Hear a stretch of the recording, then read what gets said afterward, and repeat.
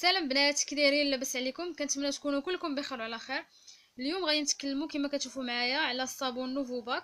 هذا الصابون هذا متواجد فقط في لا فارماسي او الصيدليه.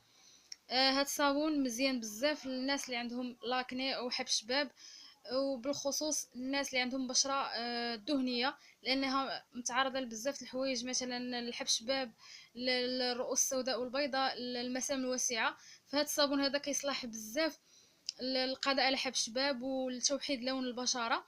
اما بالنسبه للناس اللي عندهم بشره جافه، فكنصحهم اذا كان عندهم حب شباب يستعملوها، ولكن ضروري خصهم يرطبوا من بعد ما يغسلوا بها. دواعي الاستعمال ديال هذه الصابونه، فهي كتقضي على حب الشباب بواحد النسبه كبيره. كتساعد على تخفيف احمرار الجلد، وكتساعد على القضاء على الكزيمه. الثمن ديالها رخيص بزاف، ما كيتعداش 20 درهم او 15 درهم. ما كتواجدش في البارافارماسي او محل كيبيع المكياج، هي فقط في الصيدليه.